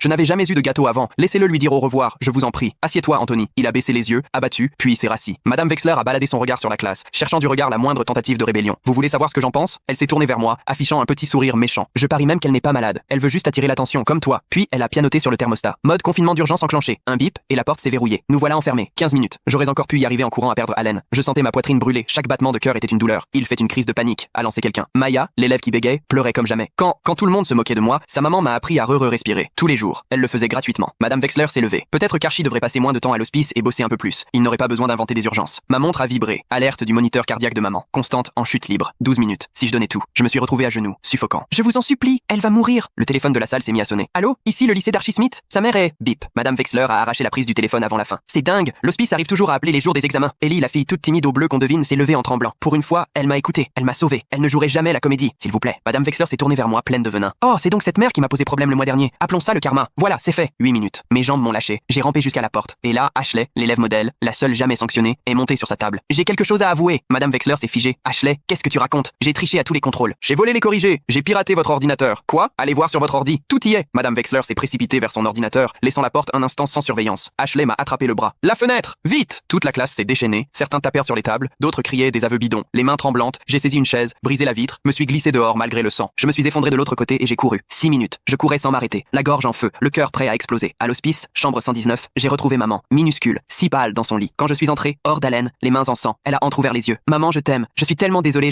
Elle a serré ma main de toutes ses forces et murmuré. Je me suis penché, je t'aime. Ses lèvres ont formé un toit, mais il n'y avait plus de son. Sa main m'a glissé entre les doigts. 5 minutes plus tard, toute la classe est arrivée en trombe. Ils avaient couru derrière moi. Anthony s'est effondré à genoux. Isabella tremblait de colère. Même le rigolo du groupe avait les larmes aux yeux. Madame Wexler venait de me voler les derniers mots de ma mère. On savait tous ce qu'il allait désormais se passer. Découvrez l'histoire complète en cliquant sur la vidéo ci-dessous. Ma mère m'a envoyé un email pour me dire qu'elle et ma sœur avaient pris mes 500 000 $ d'économie et avaient déménagé à Hawaï. Profite bien de ta ruine, écrivait-elle. Plus tard, elles ont appelé, paniquées. C'était les comptes de qui? Je me suis contenté de rire. L'objet de l'email disait, inutile de rentrer plus tôt. J'étais dans le couloir d'un hôtel à Seattle, encore en blazer, un café dans une main, mon téléphone dans l'autre, 2 minutes avant une présentation client. Je l'ai ouvert en pensant qu'il s'agissait du courrier, du jardin, ou de l'une des centaines de petites plaintes passives agressives que ma mère m'envoyait depuis que j'avais fait l'erreur de la laisser s'installer chez moi. À la place, 3 paragraphes. 3 paragraphes courts, enjoués, absolument dévastateurs. Ma mère, Patricia Carter, m'informait qu'elle et ma sœur Nicole avaient pris un nouveau départ, qu'elles avaient pris mes 500 000 $ d'économie, vidé la maison, chargé mes meubles, mes bijoux, mes appareils électroniques et les biens de famille de ma grand-mère dans un camion de déménagement et s'étaient installés à Hawaï. La dernière ligne disait, ta sœur et moi partons pour Hawaï. Profite bien d'être seule et sans argent. Je l'ai lu 2 fois, puis une 3e fois. Et j'ai souri. Pas le genre de sourire qu'on attend de quelqu'un qui vient de se faire voler sa vie. Le genre de sourire qui naît lorsque des mois de préparation discrète et minutieuse rencontrent enfin le désastre exact pour lequel on s'était préparé. Elle n'avait aucune idée. Je m'appelle Olivia Carter, j'ai 34 ans. Je suis consultante en opérations financières, ce qui signifie que des entreprises me paient grassement pour trouver où les ressources fuient avant que la fuite ne devienne une inondation. De par ma formation professionnelle, je suis quelqu'un qui ne laisse pas les choses importantes sans protection. Je lis les contrats avant de les signer. Je sauvegarde mes fichiers avant d'ouvrir des emails d'expéditeurs inconnus. Je conserve les dossiers comme d'autres conservent leurs regrets, de manière approfondie et classée par date. Je faisais cela professionnellement depuis 9 ans quand Patricia et Nicole ont décidé de me voler. Laissez-moi revenir en arrière. Mon père, Gerald Carter, est décédé 18 mois avant le début de cette histoire. Crise cardiaque, rapide et sans préavis, comme le sont toujours les pires choses. Il a laissé une petite assurance vie, un Ford F-150 de 2017 et une dynamique familiale qui était discrètement déséquilibrée d'aussi loin que je me souvienne. Nicole était la préférée. Ce n'est pas la blessure qui parle. C'est juste un fait. De la même manière que la météo est un fait. Nicole a 4 ans de plus que moi et depuis notre enfance, ma mère fonctionnait selon un système que je n'ai compris qu'à l'âge adulte. Les besoins de Nicole étaient des urgences, les miens des contretemps. Nicole a accidenté sa première voiture à 19 ans. Ma mère a payé pour la remplacer. Nicole a abandonné 2 universités, accumulé 28 000 $ de dettes de carte de crédit et a eu 3 emplois en 4 ans. Ma mère la qualifiait d'esprit libre. J'ai payé mes propres études universitaires grâce à une bourse. J'ai travaillé 12 heures le week-end pour la conserver. J'ai obtenu mon diplôme avec mention et ma mère m'a dit que j'avais de la chance. Après la mort de mon père, Patricia a dit qu'elle ne pouvait pas gérer la maison seule. Elle avait 61 ans, était en bonne santé et tout à fait capable de vivre de manière indépendante. Mais le deuil fait dire des choses et je n'y étais pas insensible non plus. Je l'ai donc invité à rester avec moi. Puis Nicole a juste eu besoin d'1 an pour se remettre sur pied. Cette année est devenue 3. Je payais le crédit de la maison de 4 chambres que j'avais achetée à Portland, en Oregon, à l'âge de 29 ans. Je payais les charges, les courses, les impôts fonciers, l'assurance habitation. Je couvrais le Wi-Fi, les abonnements de streaming, le service de paysagisme sur lequel Patricia insistait. J'accompagnais ma mère à ses rendez-vous médicaux. Je me suis occupé de tous les papiers de la succession à la mort de mon père, tout en travaillant à temps plein dans une carrière qui m'obligeait à voyager 3 ou 4 jours par mois. En retour, j'étais traité comme une direction qu'elles exécraient. Les petits signes sont apparus en premier comme toujours. Nicole a commencé à poser des questions sur mes applications bancaires il y a environ 8 mois. Des questions anodines glissées dans une conversation normale.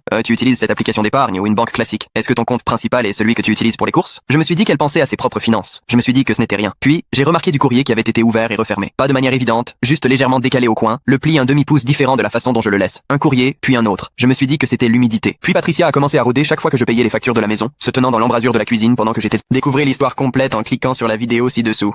Mon beau-père, un vrai tyran, a balancé toutes mes affaires à la benne et a porté plainte contre moi pour 3 €. Alors je lui ai fait payer chacun de ses gestes. J'avais 16 ans quand ma mère a rencontré un type sur internet et, à peine 2 mois plus tard, il s'est installé chez nous. 3 semaines après son arrivée, il a embarqué mes planches de skate, la rampe que j'avais fabriquée, mes modules, mon BMX et tout mon équipement de hockey pour tout jeter à la déchetterie pendant que j'étais en cours. Il répétait sans cesse qu'il ne voulait pas que mes affaires encombrent son garage. J'en ai parlé à ma mère, mais vu qu'il lui avait déjà mis la main dessus, elle n'osait plus s'opposer à lui. Moins d'un mois plus tard, il s'en est pris à ma collection de BD, ma PS2 et tous mes jeux vidéo. Direction poubelle, une fois de plus. Cette fois, il a justifié ça en disant que les garçons de mon âge devaient boire des bières et jouer au foot ou au baseball, pas s'enfermer à lire des BD ou à jouer à la console comme des intellos. Ma mère, terrifiée, n'a rien osé dire et pire, elle a accepté d'arrêter de me donner de l'argent pour le déjeuner parce qu'il le lui avait exigé avec ce commentaire. Ce gamin va juste claquer ça en BD et autres trucs de bébé. Je me souviens d'un jour où, affamé, j'ai pris 3 € dans son bocal à pièces pour m'acheter une part de pizza à la cantine. Ma mère m'a surpris et lui a tout raconté. Il n'a pas hésité à appeler la police et à porter plainte contre moi pour vol, juste pour 3 €. Une fois les flics repartis, il s'est acharné sur moi. Le lendemain, avant de partir au lycée, ma mère m'a supplié de mentir si quelqu'un me demandait pourquoi j'avais des marques sur le visage. Ce même jour, elle m'a annoncé qu'ils allaient m'envoyer en école militaire. Quand j'ai demandé pourquoi, il a lâché. Parce que tu es idiot et que de toute façon tu ne feras jamais rien de ta vie. Pourtant, avant son arrivée, j'avais presque 19 de moyenne. Après ça, j'ai fugué. J'ai traîné dans la rue pendant plusieurs semaines jusqu'à ce que la police me retrouve et entre la fugue et la plainte pour vol, je me suis retrouvé en centre pour mineurs. Je suis sorti 6 mois plus tard, mais ma mère et lui s'étaient mariés entre-temps. Je suis retourné vivre chez eux, mais comme j'avais appris à me défendre, il a arrêté de me chercher des noises. Le jour de mes 18 ans, j'ai pris mes affaires et je suis parti, coupant tout contact pendant près de 5 ans. Jusqu'au jour où, sans prévenir, ma mère m'a appelé. Elle avait un cancer en phase terminale et m'a annoncé qu'elle divorçait. Elle s'est excusée pour tout et m'a demandé de venir vivre avec elle jusqu'à la fin. Elle m'a expliqué leur accord de séparation en précisant qu'après sa mort, il aurait 45 jours pour récupérer ses affaires à la maison. À ce moment-là, j'ai eu une idée. Quand elle est partie 9 mois plus tard, je suis allé chez elle avant lui et, sans surprise, tout ce qu'il possédait traînait encore là. J'ai alors mis mon plan à exécution. J'ai vendu sa collection de cartes de baseball pour 14 000 €, ses souvenirs sportifs dédicacés pour 11 000 et tout son matériel d'ébénisterie pour 6 000. Je me suis aussi approprié la bague de fiançailles de sa mère, son alliance et sa collection de pièces. Une semaine plus tard, je l'ai croisé au supermarché. Je lui ai raconté tout ce que j'avais fait pendant qu'il avançait son chariot vers sa voiture. Fou de rage, il a tenté de me frapper. Mais comme je n'étais plus le gamin maigre et sans défense, il s'est contenté de foncer avec son caddie sur ma voiture toute neuve. J'ai aussitôt appelé la police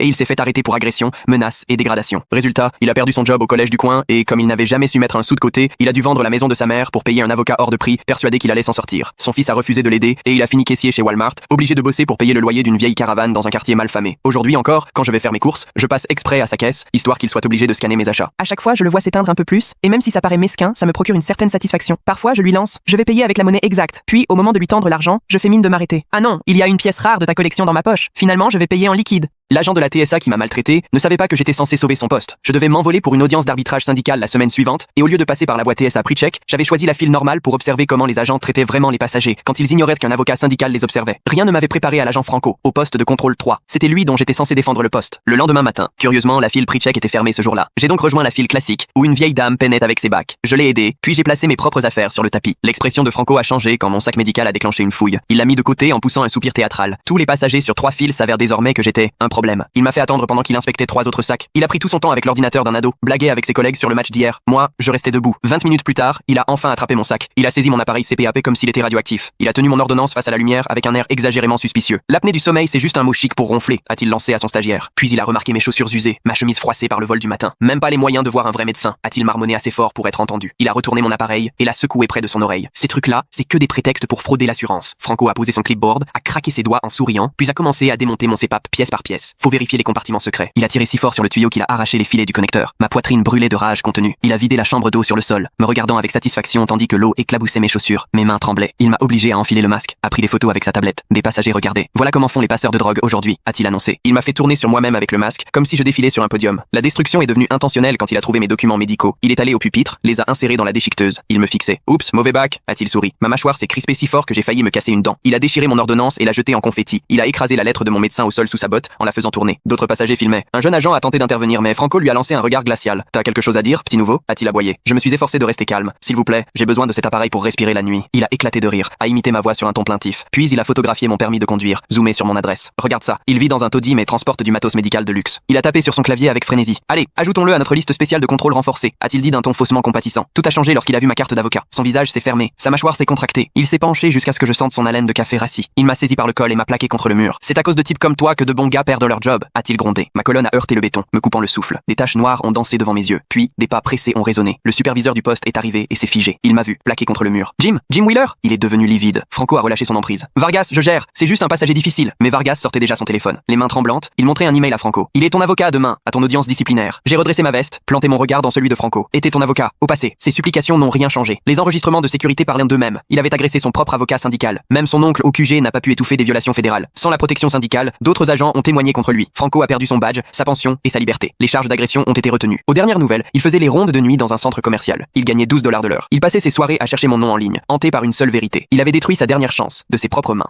Quel a été le moment où j'ai commencé à détester mon anniversaire? Tout a commencé à 8 ans, quand mes parents m'ont préparé une fête incroyable. Tous mes copains étaient là, il y avait un château gonflable, des pizzas, bref, le rêve absolu. Je me croyais vraiment le gamin le plus chanceux. Mais au moment où on s'apprêtait à couper mon gâteau Tortues Ninja, ma mère est venue me voir, paniquée. Chérie, il faut dire à tout le monde de rentrer tout de suite. Papa est très malade, il doit aller à l'hôpital. Je me suis écroulée. Mes amis sont partis en étant complètement déboussolés. Certains pleuraient, persuadés qu'un drame venait d'arriver. L'animateur a commencé à dégonfler le château gonflable, pendant que je restais assis en silence, encore affublé de mon chapeau de fête, et que je voyais cette journée parfaite partir en fumée. Papa est resté 3 jours à l'hôpital, paraît-il à cause d'une grave infection à l'estomac. Je n'osais pas avouer à quel point j'étais triste de voir ma fête ruinée alors qu'il était malade. La culpabilité me rongeait, sauf que c'est devenu une habitude. Chaque année, pendant 10 ans, il y a eu une catastrophe à l'approche de mon anniversaire. À 9 ans, c'est maman qui a été prise d'une intoxication alimentaire juste avant ma pyjama party. À 10 ans, ma grand-mère est tombée dans les escaliers pendant ma fête au bowling. À 11, c'était l'appendicite de papa. À 12, la voiture est tombée en panne sur la route du parc d'attractions. À 13, j'ai commencé à faire des crises d'angoisse rien qu'à l'idée que tout recommence. Je me réveillais en me demandant quel nouvel événement allait tout gâcher. Et petit à petit, mes amis n'attendaient même plus d'invitation. Certains parents allèrent jusqu'à raconter que ma famille était frappée d'une malédiction. Au fil des ans, j'ai moi-même demandé qu'on se contente d'un truc tout simple. Juste un gâteau à la maison, ça suffit. Mais même là, il se passait toujours un truc improbable. Coupure de courant, blessure, complications. Toujours un souci pour gâcher la fête. À 16 ans, j'ai carrément refusé toute fête. Je voulais simplement aller dîner dehors avec mes parents. Mais au milieu du repas, maman a eu soudainement des douleurs à la poitrine. Je crois que j'ai des palpitations. J'en étais venue à répéter à tout le monde que je détestais les anniversaires. Mais personne ne me croyait vraiment. C'est la poisse, c'est tout, me disait-on. À 17 ans, je voyais une psy pour ce qui semblait être une phobie des anniversaires. Elle revenait sans cesse sur la dynamique familiale, mais je défendais toujours mes parents. Ce n'est pas de leur faute si les urgences tombent ce jour-là. À 18 ans, je n'ai même pas soufflé un mot à la maison. Je comptais laisser passer la journée, peut-être m'offrir un café en douce. Mais ce jour-là, rentré plus tôt que prévu, j'ai surpris mes parents au téléphone avec ma tante. Maman d'un ton enjoué. Oui, on est libre ce soir pour dîner. Puis à la question sur mon anniversaire, oh ça, on s'en est déjà occupé ce matin. Je me suis figée dans le couloir. Occupée de quoi exactement? Je ne les avais même pas vus de la journée. J'ai entendu ma mère éclater de ce rire insouciant auquel je n'avais jamais eu droit pour mon anniversaire. Ça fait des années qu'on invente des urgences. Ça marche à tous les coups. Elle ne se doute jamais de rien. C'est quand même plus simple que d'organiser une fête chère tous les ans. Je me suis sentie glacée. Faire semblant d'avoir une urgence? Et là, mon père qui ajoutait en riant, les fausses factures d'hôpital, c'était le plus compliqué. On lui disait simplement que c'était hors de prix. Comme ça, plus question de gros cadeaux. Elle n'a jamais rien demandé. Trop maline pour ça. Ou pas assez. Et puis ma mère, enjouée, qui renchérissait, tous les voisins, les profs, qui nous prenaient en pitié à cause de nos soi-disant soucis de santé. Parfois, j'y croyais moi-même. Ils étaient morts de rire tous les deux, amusés par ces 10 ans passés à saboter mes anniversaires. J'étais là, immobile dans le couloir, à repenser à chaque gâteau foutu, chaque plan annulé, cette culpabilité d'oser avoir envie de fêter alors que mes parents prétendaient souffrir, l'anxiété, la thérapie, le sentiment d'être maudite des anniversaires. Tout ça parce qu'ils jugeaient plus commode de me pourrir la vie que d'organiser une fête. J'ai bouclé mes valises ce soir-là et je suis partie vivre chez une amie, en avance sur l'ouverture du campus, avec l'argent économisé pendant mes petits boulots. Depuis, je n'ai plus de contact avec eux. Aujourd'hui, j'ai 25 ans et chaque année, ils insistent. Ils m'envoient un message pour me reprocher de les punir de leur maladie ou de leur en vouloir pour des choses qui n'étaient soi-disant pas de leur faute. Ils continuent même à m'envoyer des fausses factures médicales, sûrement bricolées à la maison, pour me prouver que les urgences étaient vraies. Le mois dernier, ma mère a débarqué chez moi avec un gâteau d'anniversaire. Je ne comprends pas pourquoi tu nous en veux, a-t-elle pleuré. On a juste voulu te préserver de la déception en t'apprenant à ne pas trop attendre de la vie. J'ai fermé la porte devant elle. Cette année, pour la première fois, j'ai décidé d'organiser une vraie fête d'anniversaire. 25 amis, un traiteur, un groupe de musique, tout ce dont la petite fille de 8 ans que j'étais avait rêvé. Quant à mes parents, ils n'en sauront jamais rien. Chez la toiletteuse, elle a fini de brosser ma Golden Retriever et a demandé où avez-vous vraiment eu cet animal? J'ai ri. Bailey est la plus parfaite des Golden Retrievers que vous ayez jamais vu. Un pelage brillant, une bouille joyeuse, la queue qui remue tout le temps. Je l'ai eu chez un éleveur il y a 3 ans. D'un éleveur du Vermont, ai-je répondu. Pourquoi? Le visage de la toiletteuse était tout à fait sérieux. Elle fixait Bailey comme si elle venait de voir un fantôme. Madame, je toilette des chiens depuis 22 ans. Ce n'est pas une Golden Retriever. J'ai cligné des yeux. Pardon? Elle a montré les oreilles de Bailey. La tache des oreilles n'est pas bonne. La texture du poil est incorrecte. La structure osseuse de sa tête ne correspond pas aux standards de la race. J'ai regardé Bailey qui était assise là, haletant joyeusement, complètement inconsciente de cette conversation insensée. Vous voulez dire que quelqu'un m'a vendu un faux chien? Je dis que cet animal a été élevé pour ressembler à un Golden Retriever, mais il n'est pas de pure race. Quelqu'un s'est donné beaucoup de mal pour la rendre convaincante. J'ai eu un poids dans l'estomac. Pourquoi quelqu'un ferait-il ça? Elle a hésité. Je ne sais pas, mais j'ai déjà vu ça. Il y a 3 ans, ans, un client a amené ce qu'il pensait être un husky. Il s'est avéré que c'était en partie un loup. Le chien a attaqué quelqu'un 6 mois plus tard. Je l'ai dévisagé. Vous pensez que Bailey est dangereuse? Je pense que vous devriez faire un test ADN juste par précaution. J'ai quitté le salon de toilettage avec l'impression de devenir folle. Bailey n'avait jamais montré le moindre signe d'agressivité. Elle jouait avec les enfants au parc. Elle dormait dans mon lit toutes les nuits. L'idée qu'elle soit secrètement une sorte d'hybride dangereux était ridicule, mais je ne pouvais pas m'empêcher d'y penser. Ce soir-là, j'ai commandé un kit ADN pour chien en ligne. Pendant que j'attendais, j'ai commencé à remarquer des choses auxquelles je n'avais jamais prêté attention. La façon dont les yeux de Bailey paraissaient presque trop intelligents. Le fait qu'elle n'aboyait jamais sur les inconnus, se contentant de les fixer jusqu'à ce qu'ils s'éloignent. Le kit ADN est arrivé le jeudi. J'ai fait un prélèvement dans la joue de Bailey et je l'ai envoyé par la poste. Les résultats sont arrivés une semaine plus tard. J'ai ouvert l'email sur mon téléphone pendant ma pause déjeuner. Golden Retriever, 48%, berger allemand, 31%, loup, 21%. Mes mains se sont mises à trembler, 21% de loup. La toiletteuse avait raison. J'ai immédiatement appelé l'éleveur. Le numéro que j'avais enregistré dans mon téléphone menait directement à un message de ligne non attribué. J'ai cherché l'élevage sur Google. Rien. Pas de site web, pas de réseaux sociaux, aucune trace. C'était comme s'il n'avait jamais existé. Puis je me suis souvenu des papiers. Quand j'ai acheté Bailey, l'éleveur m'a donné un dossier avec son pédigree, ses dossiers vétérinaires et ses papiers d'enregistrement. J'ai couru à la maison et j'ai fouillé dans mon classeur jusqu'à ce que je le trouve. Le pédigree avait l'air officiel. Des lignées de champion des deux côtés, un numéro d'enregistrement de l'AKC, sauf que lorsque j'ai appelé l'AKC pour vérifier, ils m'ont dit que le numéro d'enregistrement n'existait pas dans leur système. Tout était faux. Je me suis assise par terre dans mon salon, la tête de Bailey sur mes genoux, essayant de comprendre quoi faire. Elle m'a léché la main et m'a regardé avec ses deux yeux intelligents. Qui es-tu? Ai-je murmuré. C'est à ce moment-là que mon téléphone a sonné. Numéro inconnu. Bonjour, vous avez reçu les résultats du test ADN. Ce n'était pas une question, c'était une affirmation. Qui est à l'appareil? Quelqu'un qui vous observe. Vous devez nous rendre le chien. Mon sang s'est glacé. De quoi parlez-vous? Cet animal ne vous appartient pas. Il a été volé dans un centre de recherche il y a 3 ans. Nous la cherchons depuis. J'ai regardé Bailey. Elle fixait le téléphone dans ma main, les oreilles dressées, complètement immobile. Vous mentez. Vérifiez sa patte arrière gauche. Il y a une cicatrice de micropuce à environ 500 mètres au-dessus de sa patte. Nous l'avons implantée quand elle avait 6 mois. Je suis tombé à genoux et j'ai passé la main sur la patte de Bailey. Elle était là. Une petite cicatrice blanche que j'avais toujours prise pour une blessure de chiot. Quel genre de centre de recherche? Le genre sur lequel on ne pose pas de questions. Nous vous paierons 50 000 $ pour son retour, en espèces, sans poser de questions. Et si je dis non, alors nous viendrons la chercher quand même. Et la manière dont ça se passera ne vous plaira pas. La communication a été coupée. J'ai fixé Bailey. Elle a penché la tête vers moi. Et pour la première fois depuis que je l'avais ramenée à la maison, j'ai eu véritablement peur de ce que je voyais. Puis elle a fait quelque chose qu'elle n'avait jamais fait auparavant. Elle s'est dirigée vers la porte d'entrée, s'est assise et a commencé à la gratter avec sa patte en suivant un motif spécifique. 3 longues griffures, 2 courtes, 3 longues. SOS en code morse. Mon corps tout entier s'est engourdi. J'ai attrapé mes clés de voiture, pris Bailey dans mes bras et je me suis enfui par la porte de derrière. J'ai roulé directement jusqu'au poste de police et je leur ai tout raconté. Ils ont trouvé le centre de recherche 2 jours plus tard. Des expériences génétiques illégales. Ils créaient des chiens de race sur mesure avec une intelligence améliorée pour des contrats militaires. Bailey était l'une des 12 qui se sont échappés lorsqu'un employé a sabotagé l'opération. Les 11 autres n'ont jamais été retrouvés. Bailey vit maintenant avec moi sous un nouveau nom dans une nouvelle ville. Les tribunaux ont statué qu'elle m'appartient légalement puisque le centre opérait illégalement.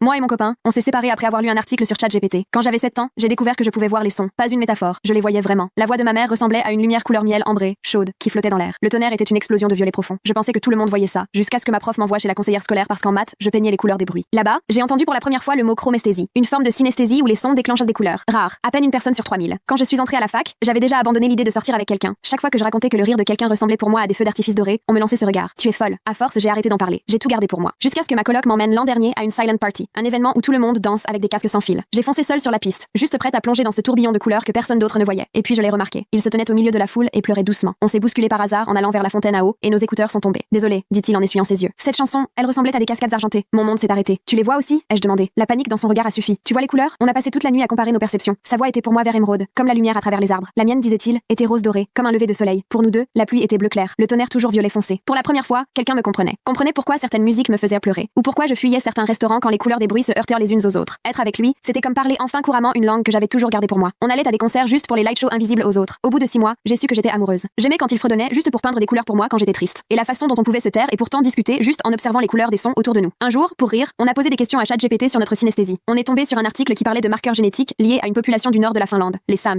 Apparemment ultra rares, seulement quelques familles dans le monde auraient encore ce gène. Imagine qu'on vient d'une tribu finlandaise, ai-je plaisanté. Mais lui cherchait déjà plus loin. Ça expliquerait pourquoi on se correspond si bien, dit-il. Et la chaleur dans sa voix m'a fait vibrer la poitrine. Quelle est la probabilité que 2 inconnus voient exactement le même violet quand le tonnerre gronde? C'est devenu notre private joke. À chaque fois qu'on voyait la même couleur, on disait notre âme ancestrale finlandaise. Puis il y a eu toutes ces pubs pour les tests ADN et on s'est dit allons vérifier si on descend vraiment des gens des couleurs. On a commandé 2 kits et on en a fait un petit événement. Craché dans les tubes, scellé les enveloppes, comme si c'était le nouvel an. On a attendu les résultats comme des enfants avant un anniversaire. Quand les résultats arriveront, on compare, ai-je dit. Je parie qu'on a tous les deux un peu de Finlande. 3 semaines plus tard, son résultat est arrivé. J'étais au travail quand j'ai reçu son message. En cap lock, 23% finlandais, 31% norvégien. On avait raison. J'ai souri si fort que mes collègues m'ont regardé bizarrement. Le mien n'est pas encore là, ai-je répondu. Mais c'est incroyable. 2 jours plus tard, mon alerte mail s'est affichée. Résultat prêt. Je m'apprêtais à ouvrir quand mon téléphone a sonné. Il pleurait, mais pas de bonheur. Viens, s'il te plaît, dit-il d'une voix brisée. S'il te plaît. J'ai roulé avec un nœud dans le ventre, avec ce pressentiment que tout allait basculer. Il était assis, livide, dans le salon, l'ordinateur ouvert. Ma mère a appelé, dit-il doucement. Je lui ai dit pour la Finlande, et elle est devenue bizarre, très bizarre. Il tourna l'écran vers moi. Sur la page des résultats, sous la section parents génétiques, il y avait son nom, sa photo, et en dessous, lien de premier degré, 12,5% d'ADN partagé. Les couleurs du monde sont devenues plus sombres. C'est impossible, ai-je murmuré. Mon père est le frère de ta mère, dit-il presque inaudible. Ils ne se parlent plus depuis 20 ans, à cause de l'héritage de mes grands-parents. C'est pour ça qu'on n'a jamais su. Des noms de familles différents, différents, des villes différentes. Je me suis figée, fixant nos noms et ce pourcentage. Mon cerveau comprenait les mots, mais pas qu'il parlait en de nous. Il pleurait à côté de moi, sanglotait, mais je ne pouvais pas le regarder. Si je le regardais, ce serait réel. Il me fallait encore quelques secondes où ce n'était pas vrai. Sa voix brisa le silence quand il raconta ce que sa mère avait avoué. La dispute, l'héritage, les chemins séparés, les nouveaux noms, et ces villes qui ne se sont plus jamais croisées. Tout est devenu faux. Les couleurs dans la pièce ne correspondaient plus. Ma chromesthésie sonnait cassée. Le bourdonnement de l'ordinateur était brun, pas le bleu doux qu'il avait toujours été. Même les voitures dehors sonnaient jaune malade au lieu d'un orange brûlant. Tout était déformé, comme nous. Sans un mot, je me suis levée, j'ai attrapé mes clés. Découvrez l'histoire complète en cliquant sur la vidéo ci-dessous.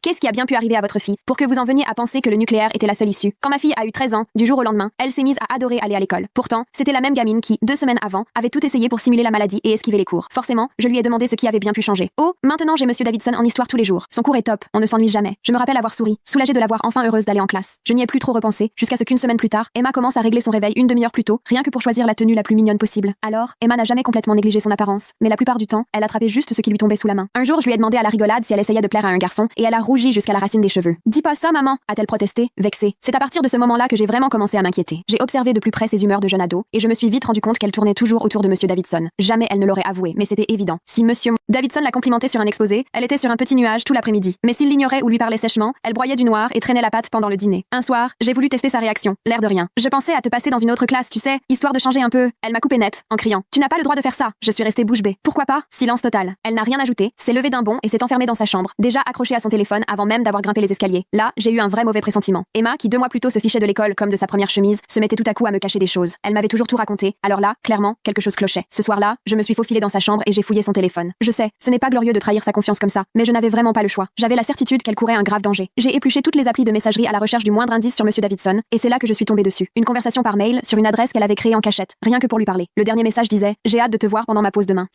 Mes mains se sont mises à trembler en ouvrant la conversation, et ce que j'y ai lu m'a donné la nausée. Monsieur Davidson écrivait à ma fille de 13 ans qu'elle était particulièrement mature, différente des autres, et que leur relation dépassait celle d'un simple prof avec une élève. Il lui envoyait des photos de cadeaux qu'il comptait lui offrir, et elle lui répondait qu'elle les cachait dans son sac. Ni une ni deux, j'ai fouillé discrètement son sac et j'y ai trouvé du maquillage de luxe, des vêtements de femme, des collants, tout offert par Monsieur Davidson. J'avais envie de hurler. Mais on fait quoi quand on découvre que sa fille est manipulée comme ça? J'ai commencé par tout photographier avec mon téléphone, en essayant de garder mon sang-froid. Mon premier réflexe aurait été de prévenir l'école, la police, n'importe qui, mais je savais que c'était risqué, car Monsieur Davidson n'était pas n'importe qui. Ses parents faisaient de généreux dons à l'école. Son frère était le chef de la police, celui-là même qui venait de faire un grand discours sur la protection de l'enfance lors de la dernière réunion de parents d'élèves, et sa femme siégeait au conseil d'administration. Autant dire qu'en dénonçant tout ça, il y avait de fortes chances qu'on ne me prenne pas au sérieux, voire qu'on m'enfonce. J'ai donc fait la seule chose possible. J'ai commencé à tout documenter dans l'ombre, en jouant la comédie du parent détendu. J'ai fait du bénévolat à l'école sans qu'Emma le sache, simplement pour observer comment il se comportait avec elle. J'ai pris des photos des cadeaux, sauvegardé tous les mails sur plusieurs clouds. Avec Emma, j'ai multiplié les discussions sur le consentement, les documentaires sur les professeurs qui franchissent les limites, les faits divers. Je voyais bien que ça la travaillait. Souvent, elle prétextait devoir sortir au beau milieu, les ongles rongés. Petit à petit, elle commençait à ouvrir les yeux sur ce qui se tramait réellement. Mais ce fragile progrès a volé en éclats le jour qui reste. À ce jour, le pire de ma vie. Un mardi, Emma est rentrée de l'école plus tôt que d'habitude, prétextant qu'elle ne se sentait pas bien, puis elle s'est enfermée dans les toilettes où elle est restée plus d'1 heure. Je l'entendais sangloter sans pouvoir s'arrêter. J'ai fini par la convaincre d'ouvrir la porte et je l'ai trouvée recroquevillée par terre, toute tremblante. Je l'ai serrée dans mes bras, le cœur serré en craignant le pire, et entre 2 sanglots, elle a fini par lâcher. Il a dit que si je l'aimais, je le ferais. Je croyais être prête, mais ça m'a fait mal, et il ne s'est pas arrêté. Puis, d'un geste brusque, elle s'est dégagée pour aller fouiller sous l'évier. Les mains tremblantes, elle a sorti un test de grossesse. Je suis restée pétrifiée, incapable de bouger, pendant qu'elle me montrait les 2 traits roses.